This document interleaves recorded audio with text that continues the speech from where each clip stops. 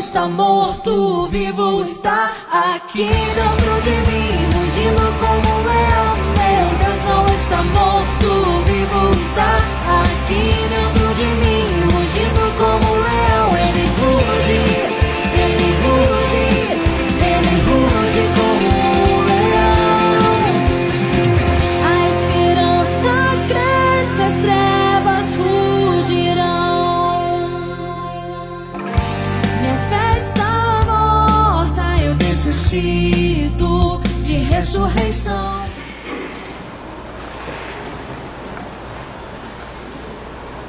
Eu gostaria que você tivesse abrido a palavra de Deus, Mateus, capítulo 8.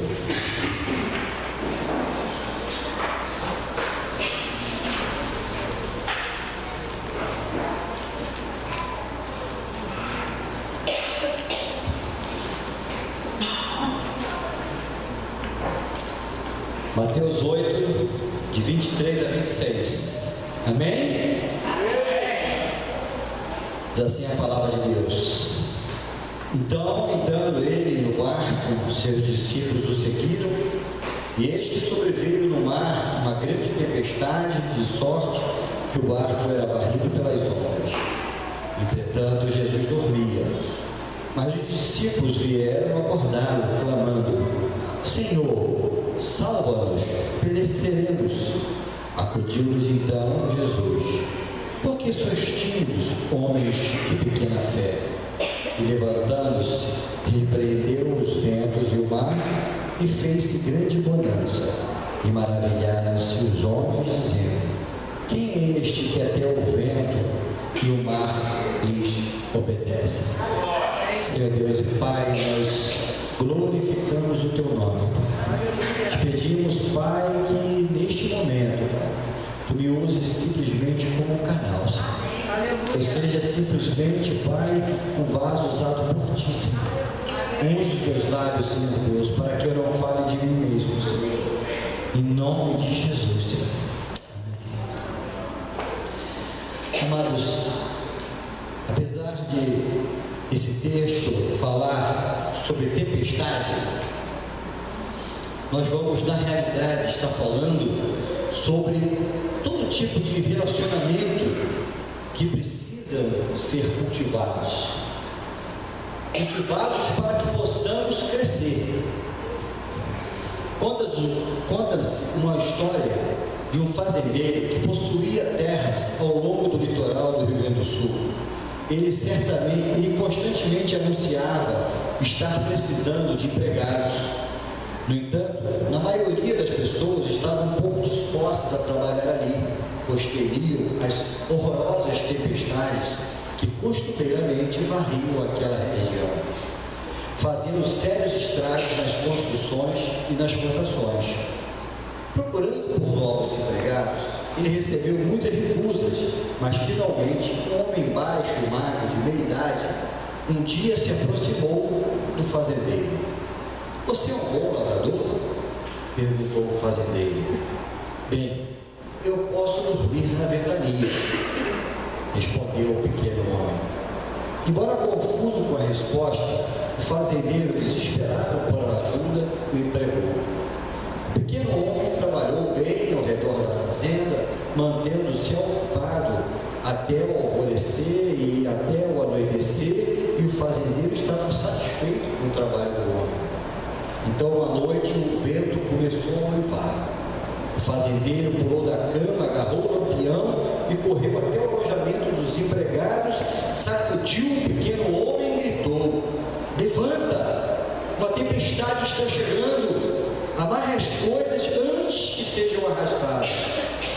O pequeno homem virou-se da cama e disse firmemente: Não, Senhor, pois como lhe falei, eu posso dormir na tempestade.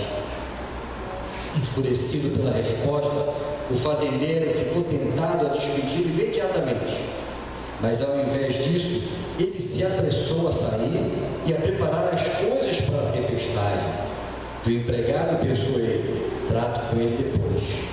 No entanto, para seu assombro, o fazendeiro descobriu que todos os montes de feno haviam sido cobertos com lona firmemente presos ao solo. As vacas estavam bem protegidas do celeiro, os frangos dos viveiros e todas as portas bem travadas. As janelas encontravam-se fechadas e seguras. Tudo havia sido devidamente amarrado, sendo que nada poderia ser arrastado. O fazendeiro finalmente entendeu o que o seu empregado queria dizer. Retornou então para a sua cama, a fim de também dormir na ventania. Ventanias também assolaram o barco dos discípulos.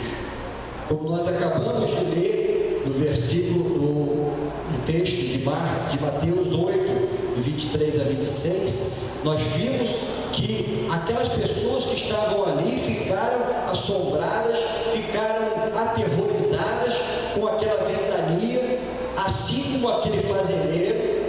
E nós também, na nossa vida, quando as ventanias chegam, quando as preocupações assolam a nossa vida, nós também ficamos assombrados, ficamos preocupados porque não sabemos, às vezes, apesar de conhecermos a palavra de Deus, apesar de crermos no Deus que tudo pode, que tudo faz e que nos sustenta e que é o nosso porto seguro. Como é que nós ficamos, às vezes, quando vem uma tempestade? Ficamos assombrados, ficamos preocupados, ficamos com medo. Os seus discípulos aproximaram-se do Senhor naquele momento ali e falou: Senhor, salva-nos que pereceremos. E muitas vezes nós nos sentimos assim também, pensando que vamos perecer, quando na realidade nós sabemos que, como o diácono Edson falou, né, sobre a provisão de Deus para o nosso sustento, o nosso vestir, o nosso comer, na hora da tempestade, na hora que vem o inimigo para nos tentar, para nos atacar, o Senhor é fiel para nos livrar de todo o mal.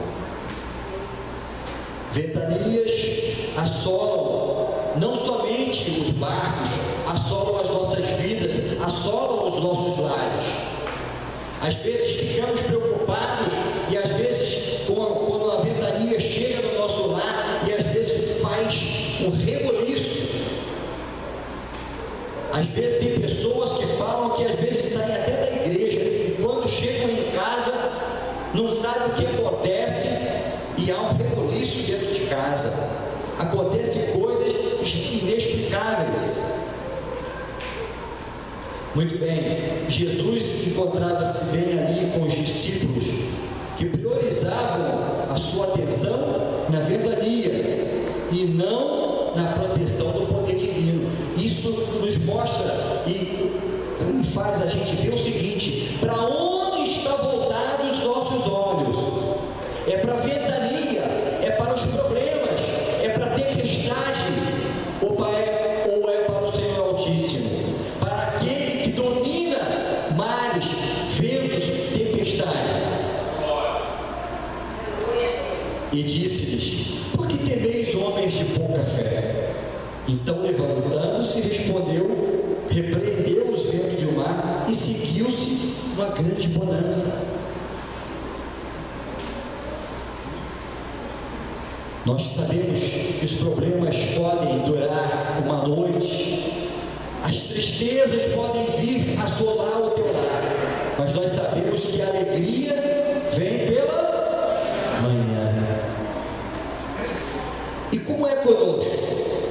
Nós estamos preparados para dormir na ventania? Nosso Senhor nos ama. Abra lá em João 15:9.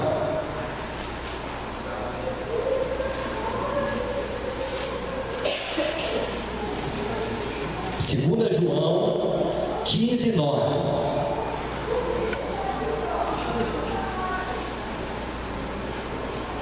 Diz assim a palavra do Senhor: como o Pai me amou, também eu vos amei. permanecei no meu amor. Deus nos ama.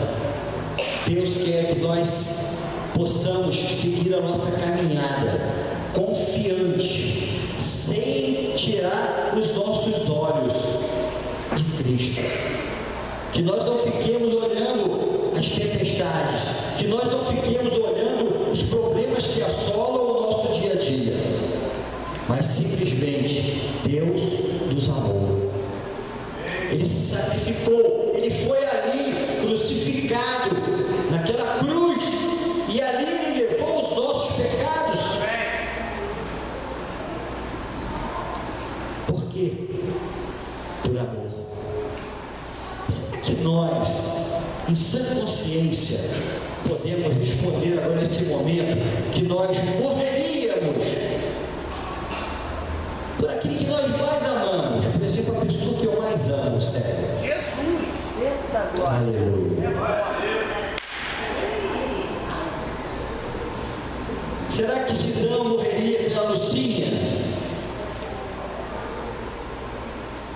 Será que nós realmente daríamos a nossa vida? Porque é muito fácil. Meu amor, eu morro por você. Eu dou a minha vida por você. Mas quando chega a hora H, será que nós realmente confiamos tanto em Deus ao ponto de dar a nossa própria vida para aquela mulher que nós amamos? Será que nós realmente daremos a nossa vida?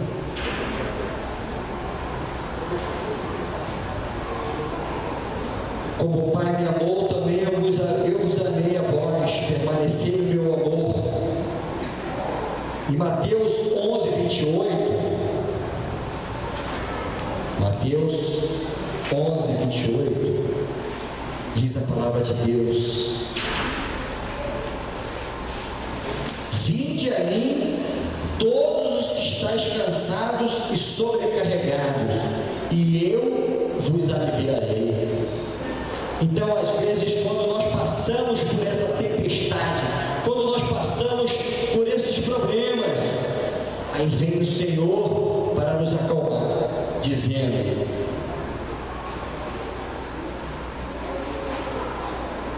cadê o perdido?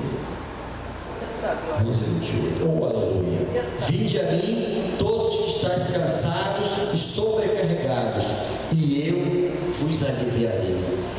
É muito bom quando nós sabemos que temos alguém que pode, naquela hora da nossa maior dificuldade, ter um Deus que vai levar as nossas cargas, vai pegar todos os problemas que temos, vai colocar lá nas costas dele, vai carregar todos os nossos problemas. Bem, a preparação cabe unicamente a nós, que somos os únicos responsáveis por procurarmos fortalecer a amizade que Ele nos oferece. Vamos ver em João 15:15. João 15:15.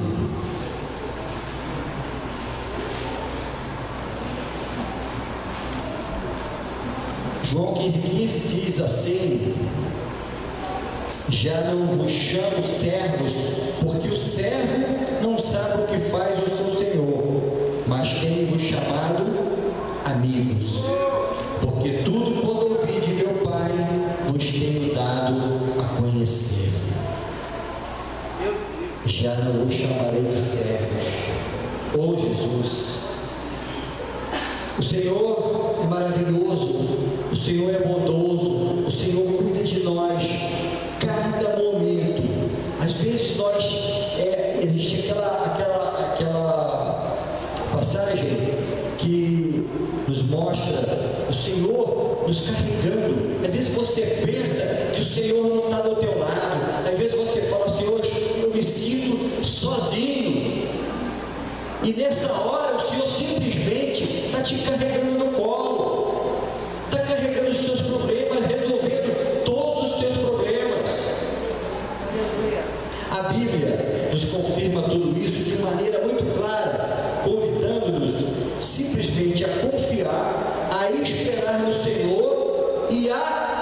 orar. Em 1 Tessalonicenses 5,17 diz: orai sem cessar. E é isso que precisamos fazer, orar sem cessar, para que todos esses problemas, para que na hora que a tempestade assola o nosso lar, para a hora que a tempestade assola o nosso casamento, para a hora que a tempestade vem até mesmo dentro da igreja, nós estejamos preparados. Mas para isso precisamos fazer o quê? Orar sem cessar. E ainda vamos mais além dizendo: esperei confiantemente pelo Senhor, e Ele se inclinou para mim e me ouviu quando clamei por socorro. Na hora que nós estamos no meio dessa tempestade, na hora que nós estamos sofrendo assolações, na hora que nós vemos o nosso casamento passando por dificuldades, por problemas que às vezes nós pensamos que não tem solução, aí vem o nosso socorro. Esta é a confiança que temos para com Ele, e se pedirmos alguma coisa segundo a sua vontade, Ele nos ouve. E sabemos que Ele nos ouve quando nos lhe pedimos. Estamos certos que obtemos os pedidos que lhe temos feito. Está lá em 1 João 5, 14 e 15.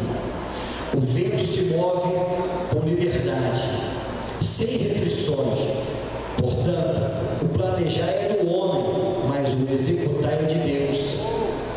A sensibilidade e a obediência ao Espírito Santo farão toda a diferença. Se não determos a sua ação, os sinais nos acompanharão. Vou repetir: que o vento se move com liberdade, sem restrições. Portanto, o planejar é do homem, mas o executar é de Deus. O que ele quer dizer com isso? Irmãos, que não devemos ficar parados, que não devemos ficar como o diácono na hora que falou sobre os dízimos, que não é ficar esperando que tudo vai cair do céu. Nós devemos planejar, nós devemos administrar toda a área da nossa vida, desde o relacionamento conjugal até os nossos relacionamentos na igreja. Porque na realidade o que nós viemos falar aqui nesta noite é na realidade sobre os relacionamentos que precisam ser tratados, porque às vezes nós também nesta área sofremos tempestade nos nossos relacionamentos e precisamos fazer o quê? Confiar em Deus, orar sem cessar, confiar que Deus é poderoso para vir e resolver todos esses problemas que passamos. Esperei confiantemente pelo Senhor, e Ele se inclinou para mim e me ouviu quando clamei por socorro. Quantas vezes eu já me peguei fazendo isso? Não sei se vocês já passaram por isso, mas por diversas vezes eu já me peguei clamando por socorro. Socorro em diversas áreas da minha vida. E hoje nós precisamos ter a consciência de que nós precisamos verificar a nossa área de relacionamento. Todo relacionamento, ele precisa ser cultivado e guardado. Teve um homem que não valorizou o que Deus lhe havia entregue. Quem foi? Alguém arrisca? Deus confiou algo ao homem e ele não guardou aquilo que Deus mandou ele guardar, que foi Adão. O Senhor disse: de todo fruto comer, menos esse aqui. Esse aqui você tem que tomar conta. E às vezes nós também somos impelidos a fazermos coisas que não agradam ao Senhor. Às vezes temos tantas coisas que vão nos agradar, e nós às vezes queremos aquilo que nos é proibido. Queremos o fruto proibido. Queremos aquilo que não agrada ao Senhor. Nos nossos relacionamentos, podemos ver que isso às vezes acontece. Às vezes tem irmãos que falam assim: não, isso aqui é somente uma inveja santa. É uma inveja santa. Eu não acredito que haja inveja santa. Nós estamos para falar de relacionamentos. Então, a sensibilidade e a obediência ao Espírito Santo farão toda a diferença. E se não determos a sua ação, os sinais nos acompanharão. Em Gênesis 3, 9 e 11, o Senhor falou: chamou o Senhor Deus a Adão e disse: onde estás?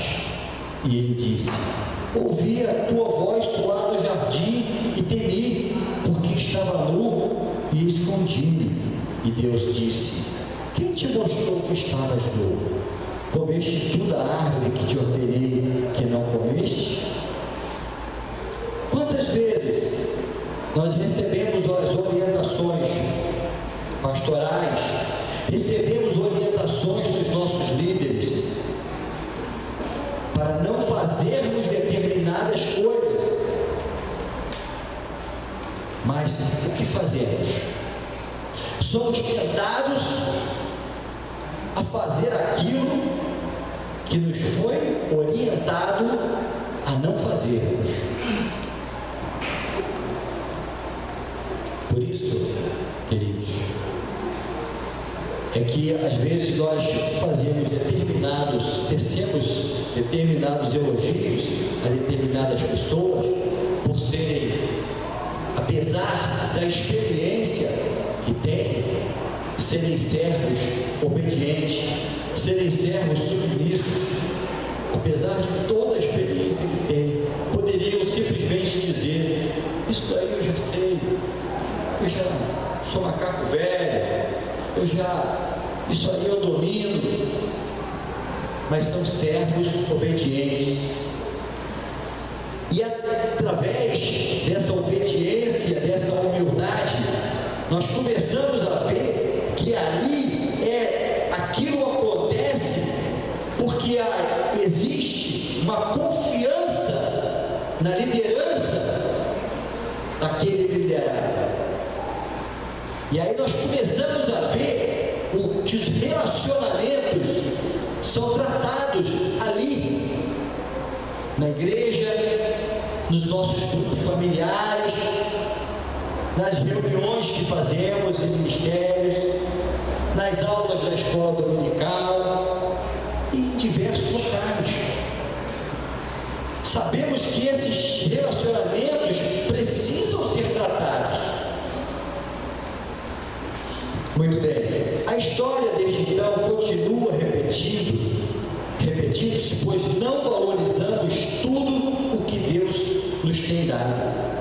Os relacionamentos familiares entre marido e mulher, entre pais e filhos, entre líderes e discípulos, amizades, bens, até mesmo a posição de filhos de Deus e o relacionamento pessoal com o Espírito Santo, até sermos lançados fora pelo nosso próprio pecado. Então nós somos chamados a valorizarmos esse relacionamento e principalmente este relacionamento que temos com Deus, com o Espírito Santo de Deus, a valorizarmos isso, a estarmos diariamente pedindo a Deus, ao Espírito Santo, que nos encha com o seu Espírito, para que estejamos valorizando. E quando nós estamos cheios do Espírito, nós começamos a valorizar os nossos relacionamentos interpessoais.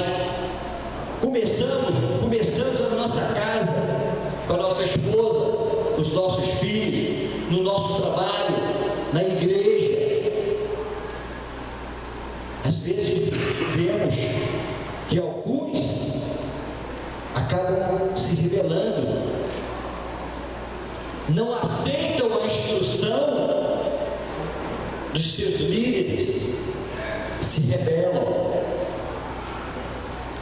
Só que a palavra é clara contra aqueles que se rebelam contra toda a liderança instituída por Deus. Todo mundo conhece. Está lá em Romanos, me ajuda aí. Romanos, está no capítulo de Romanos. Tá? De você ser obediente a toda a autoridade constituída por Deus. Então, quando você é desobediente, é insubmisso ao seu líder, ao seu pastor, ao seu pai, ao seu patrão, eu quero te dizer uma coisa: alguma coisa boa não vai te acontecer. Vai te acontecer, desculpa. Quando nós não seguimos os mandamentos de Deus, algo de bom não nos acontece. Nós precisamos estar atentos para que essa insubmissão não venha gerar em nós feridas na alma, porque é muito mais fácil você tratar uma ferida, como eu me arranhei ali em cima no domingo, estava arranhado, estava sangrando, agora já tem uma casquinha aqui, talvez domingo que vem, outra semana, vocês já não vão ver mais essa ferida. Mas essas pessoas que às vezes têm problemas de relacionamento pessoal, são pessoas que normalmente têm problemas de feridas na alma e que precisam ser tratadas. E se você não tratar, você vai passar por sérios problemas. Vai passar problemas na área conjugal. Você às vezes não vai conseguir, dentro da sua casa, ter um relacionamento com a tua esposa adequado. Você não vai conseguir ter com os teus filhos aquela coisa do pai, eu te amo. O filho, ele ficar agarrado com o pai. O filho simplesmente vai ter medo. Ele vai ter medo. Vai ter medo porque não existe aquela essência do amor. Então ele começa a ter pavor. Ele obedece, mas não por obediência, não por submissão, não por amor, mas obedece porque ele sabe que de repente ele vai apanhar. Uma ferida pode ser feita naquela criança que não obedeceu. Agora, as feridas do corpo, elas podem ser bem tratadas mais rapidamente. Só que existem pessoas no nosso meio que eu não sei o que acontece, parece que não gostam ou não querem ver aquelas feridas saradas. E o que vai acontecer com essa feridinha que eu tenho aqui, se eu enfiar a unha nela e arrancar essa casquinha que já está quase sarando? Ela vai voltar a sangrar. Tem pessoas que parecem que ficam tentando remoer aquelas feridas, tirando sempre aquela casquinha e ficam lambendo aquela ferida e ela nunca cicatriza. E assim são as feridas da alma.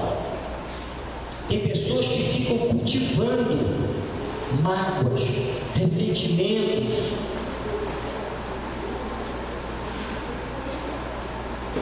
Isso é o quê? É falta de alguma coisa. Quando nós não conseguimos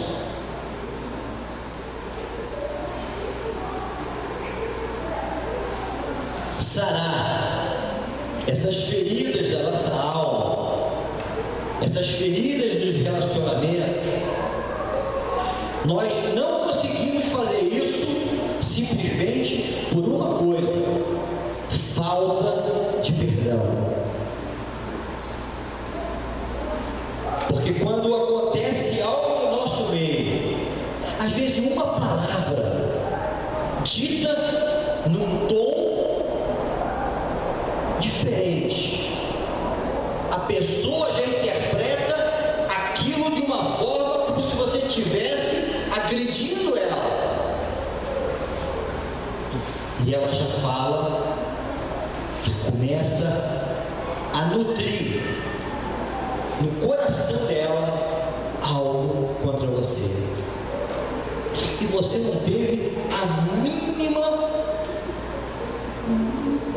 intenção de agredir, de ferir aquela pessoa.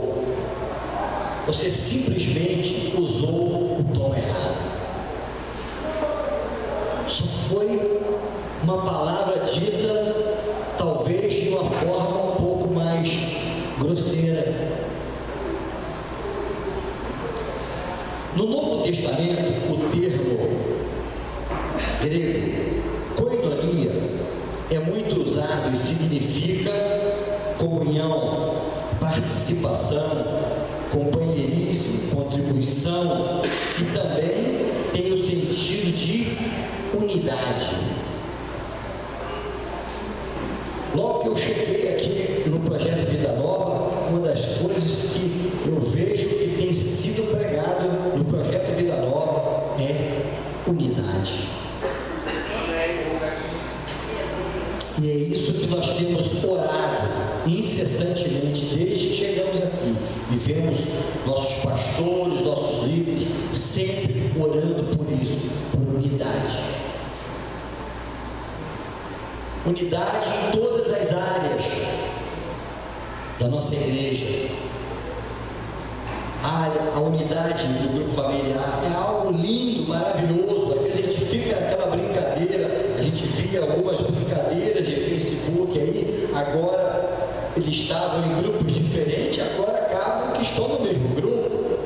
Eu hoje ia fazer uma piada no Facebook, mas eu falei, alto lá, porque às vezes a gente faz uma brincadeira e acaba, tem pessoas que às vezes interpretam as coisas de outra forma. Aí o Espírito Santo falou, opa, Carlinhos, fica quieto, vai orar, meu filho, em vez de ficar brincando no Facebook. Okay? Mas eu já ia fazer uma brincadeira. Mas é lindo isso, quando nós vemos essa unidade, a unidade do grupo familiar, a unidade na escola dominical, a unidade do povo, de não estar na hora que estamos cultuando, não estamos preocupados qual é a cor do nosso grupo, porque nós estamos aqui na igreja, nós estamos em casa, nós estamos no trabalho, aonde quer que estejamos, estamos única e exclusivamente para cultuar o Deus vivo. Aleluia? Vocês podem dar uma aleluia? Nós estamos simplesmente só com esse intuito. Às vezes brincamos e às vezes as pessoas interpretam às vezes até mal. Essa questão de grupo familiar, principalmente, às vezes você pode gerar no nosso meio uma competição que não é esse o intuito. O intuito é de unidade, de haver cada um se ajudando, para que mais vidas possam ser salvas, para que mais vidas possam ser atraídas para os grupos familiares. Inevitavelmente, os relacionamentos se transformam com o passar do tempo. Porém, por influência da mídia, o que repousa na nossa mente é a ideia de um relacionamento eternamente no primeiro estágio da paixão, do encontro leve, sem compromisso, sem satisfação a dar. O relacionamento ideal começa despretensioso, sem posições de responsabilidade, sem tentativa de de mudar o outro, com uma confiança mútua, desejam estar sempre juntos. Então, aquilo que às vezes começa despretensiosamente, depois, com o passar do tempo, começam a haver cobranças. Às vezes tem amigos que começam a ter ciúmes um do outro, querendo que ele seja somente seu amigo, que aquele líder possa somente se preocupar com uma pessoa, quando nós não podemos, como já imaginou o pastor da nossa igreja, se preocupar somente com o diácono Edson. O que vai ser dos outros diáconos, dos outros obreiros, dos colaboradores e dos membros? Nós sabemos que não pode, que não é assim. Não é assim que as coisas acontecem. Nós temos que entender, às vezes, quando o pastor ou o líder, às vezes, dá uma atenção maior a determinadas pessoas, não é porque ela goste mais daquela pessoa, é porque aquela pessoa, naquele momento, está precisando mais dela, mais de uma orientação, mais de carinho, de um afago, de um abraço. São vários os testemunhos que nós temos, de pessoas que dizem que foram conquistadas por um abraço, por ser bem recebida na igreja, lá no grupo familiar. Quando são bem recebidas, as pessoas se sentem bem. E é isso que precisamos estar fazendo, cultivando essa forma de agir com todos. Obviamente que nem todo mundo tem a mesma forma de agir. Tem gente que é beijoqueiro, tem gente que já não gosta de cervejar, tem gente que dá aquele abraço que chega até quase quebrar com a costela. Tem outro que dá aquele abraço assim meio de longe. Oi, abraço, meu irmão. Cada um, isso é de cada um. O que nós precisamos entender é que nós precisamos buscar esse relacionamento, chegar mais perto, nos preocuparmos, termos essa preocupação de sabermos como é que está o nosso irmão. Às vezes no olhar, às vezes você está no culto e você olha para o irmão. Ô irmão, está vendo? Está com algum problema? Está precisando de alguma coisa? Essa tem que ser a nossa preocupação. Não nos preocuparmos com o nosso próprio umbigo, não nos preocuparmos somente com o nosso grupo familiar, não nos preocuparmos só com o nosso trabalho, não com o nosso ministério, porque nós não temos nada, só somos mordomo, só estamos momentaneamente líderes, momentaneamente liderando o ministério, liderando um grupo familiar, liderando uma igreja, liderando uma classe. Nós não temos nada, estamos aqui para servir, para ser servo.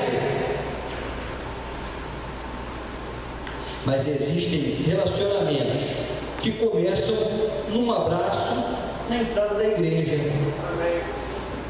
num aperto de mão, num beijo. Muitos relacionamentos são muito curtos e ocorrem por razões bastante específicas. Às vezes chegam e se vão para sempre. Às vezes tem amizade que começa e daqui a pouco você olha, parece que aquela amizade acabou. Em outras, são contínuas, mas intermitentes. Esses relacionamentos só precisam do cultivo breve e periódico. Esses relacionamentos breves não querem dizer que não são importantes para nós. Não é porque aquela amizade durou pouco tempo que ela não foi importante para nós. Às vezes, nós damos mais importância àquelas que são mais duradouras. Existem aqueles relacionamentos contínuos, permanentes, normalmente são poucos e muito especiais. Às vezes, tem pessoas que nós damos aquela atenção, né? Um grupo menor de pessoas que você, na nossa família, acontece isso. Às vezes, até filhos reclamam que o pai ou a mãe dá mais atenção ao outro. Eu só gosto mais da fulana do que de mim. Eu só gosto mais do Daniel do que de mim. Só não gosta de mim. Às vezes bate o ciúme. As minhas filhas são assim. Carla fala, só queridinha, Daniela. Daniela fala, a Carla, tudo é pra Carla. Eu sempre amo. Gente, a gente ama as duas. A gente ama os netos da mesma maneira. E na amizade é a mesma coisa. Não tem aquela, obviamente que tem aqueles que você tem mais contato. Então aquelas pessoas que você tem menos contato, obviamente você vai ter um relacionamento um pouco mais distanciado. O mais importante relacionamento de alguém pode ter neste mundo é com o nosso cônjuge. Esse é o relacionamento mais estreito que existe. Agora, para cultivar um relacionamento sólido, o que nós precisamos ter? Compromisso. Um compromisso profundo com o relacionamento são um dos maiores recursos que a pessoa tem. E compromisso não é somente na amizade. Nós precisamos ter compromisso com tudo e em todas as áreas que nós temos. Essa palavra compromisso é muito forte. Porque tem pessoas que parecem que não têm compromisso com nada. Parece que não se preocupam com nada. Nada para elas é importante. Elas não se preocupam com o horário, não se preocupam com a igreja, não se preocupam com a amizade, não se preocupam com o trabalho, não se preocupam com a mulher, não se preocupam com o marido, não se preocupam simplesmente com nada. Se vai ter culto, se não vai ter culto, se vai ter algum trabalho na igreja, se não vai ter, simplesmente elas não têm compromisso. Somente quando vem a tempestade, aí ela se lembra, socorro, só na hora do aperto. Outra coisa que precisamos ter para cultivar um bom relacionamento é comunicação. Às vezes uma centelha acende uma amizade com muita facilidade, mas só se aprofunda com uma comunicação mais profunda e complexa. E às vezes tem pessoas que têm uma forma de agir que às vezes só falar elas criam uma contenda, destrói às vezes uma amizade. Então a comunicação é algo que nós precisamos entender, que na maioria das vezes as pessoas não entendem aquilo que você está falando realmente. Uma pequena parcela, pequeno percentual é completamente entendível, que as pessoas realmente entendem exatamente aquilo que você está falando. Eu tenho um estudo sobre comunicação, um dia eu vou dar aqui, e fala sobre isso, que uma pequena parte entende exatamente aquilo que você está falando. Outra coisa que nós precisamos ter, companheirismo. Se o homem não faz novos contatos conforme avança na vida, logo se descobrirá sozinho. Tem pessoas pessoas que só pensam, falam em tristeza. Quem gosta de ficar do lado de pessoas assim? Quem gosta? Levanta a mão. De ficar do lado de pessoas negativas, que só falam só. Toda vez que você pergunta, ei irmão, como é que tá? Ih, rapaz, tá nada. Nossa, não tá bom não. Olha, o inimigo tá furioso. Olha, rapaz, estou passando por cada prova. Você nem imagina. Olha, vou te falar um negócio, não? Cara, tem hora que dá vontade de desistir. Dá vontade de largar até a igreja. Pessoas que são negativas. Afaste-se dessas pessoas negativas. Se colhe só pessoas positivas. Tem pessoas que só te jogam pro alto. Tem pessoas que só é tudo para ela, tá bom? Ela tá sempre sorrindo. Tudo, não tem problema. Ela passa por cima dos problemas, sorrindo e dando glória a Deus. Amém? Outra coisa que você precisa ter: lembranças. O que ajuda a restabelecer o contato quase que instantaneamente são as lembranças das coisas que vivemos juntos. Então vai ter momentos que eu vou me lembrar, vou falar com o Sidão assim: pô, Sidão, tu lembra quando a gente estava lá em Anchieta, aquele dia, assim, tu lembra? Foi bacana, né? Foi gostoso, aquele dia foi alegre. Isso é o quê? São lembranças. Vocês vão falar assim: puxa vida, essa nossa jovem passada agora foi a melhor nossa jovem que nós vivemos no projeto Vida Nova de Milópolis. Amém?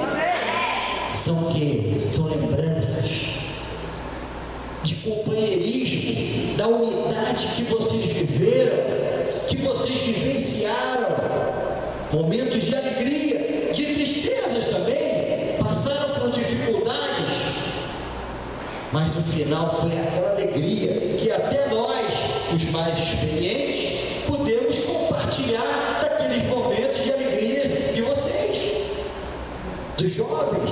Então isso também ficará na nossa lembrança dos mais experientes.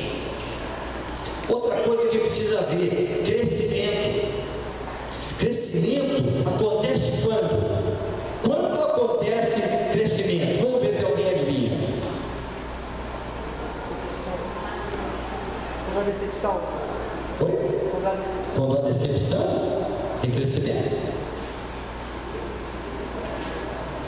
Amados, crescimento só acontece quando nós caminhamos juntos. Caminhamos juntos com o nosso pastor, caminhamos juntos com os nossos diáconos, caminhamos juntos com os nossos líderes. Aí há crescimento.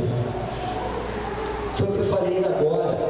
Quando você chega do teu lado, pessoas negativas, essas pessoas só te colocam para baixo, só te afunda. Você acaba estando que estava bem, acaba ficando triste, amargurado.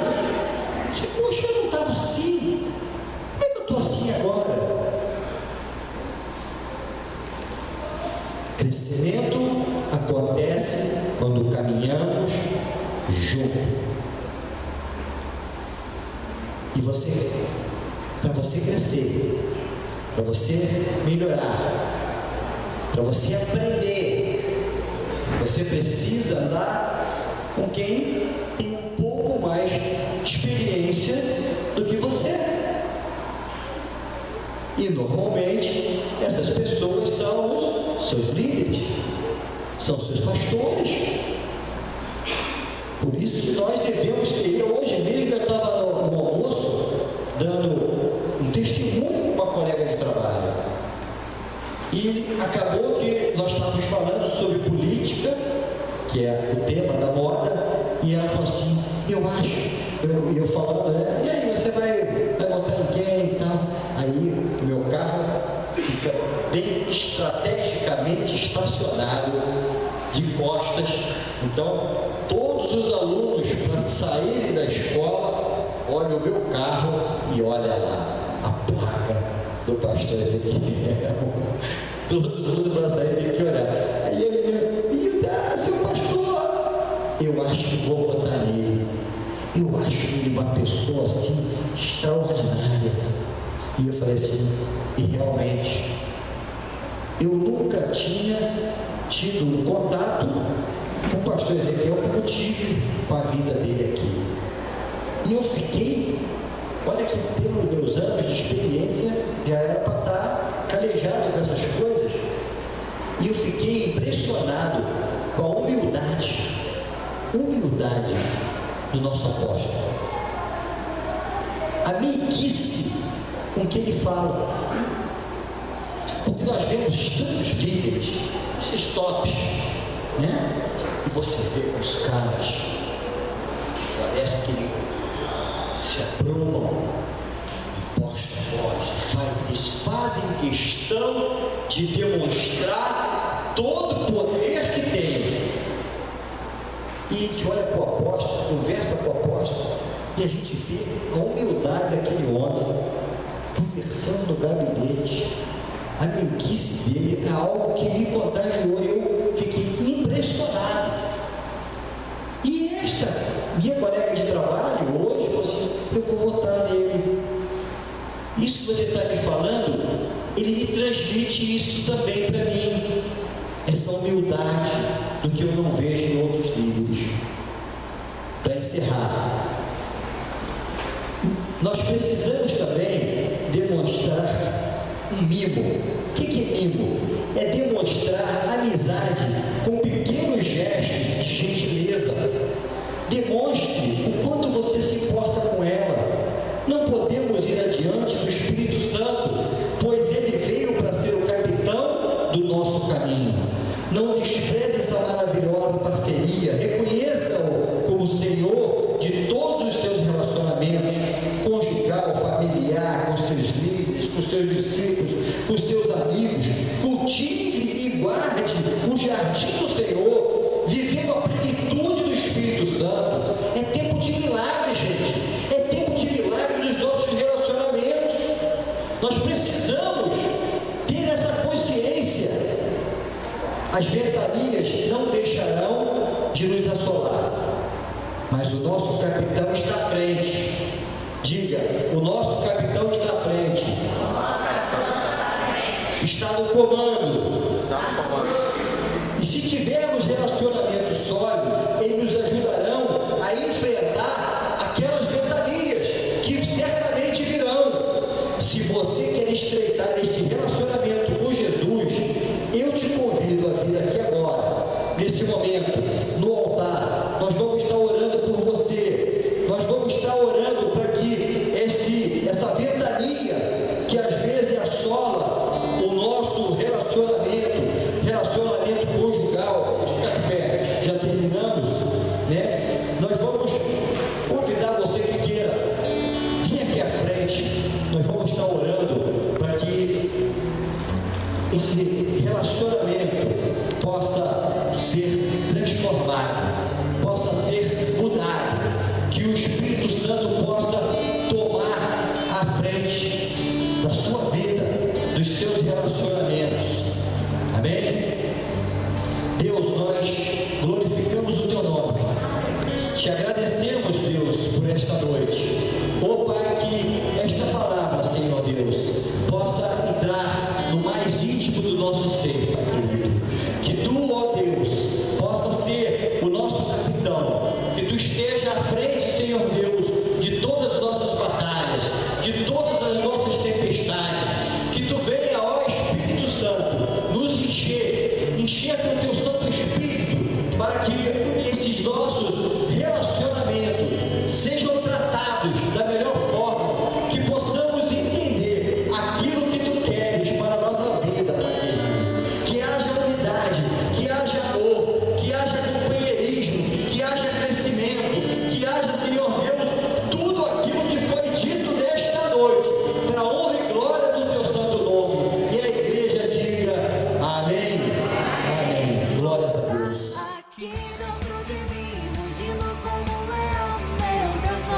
morto, vivo está aqui, não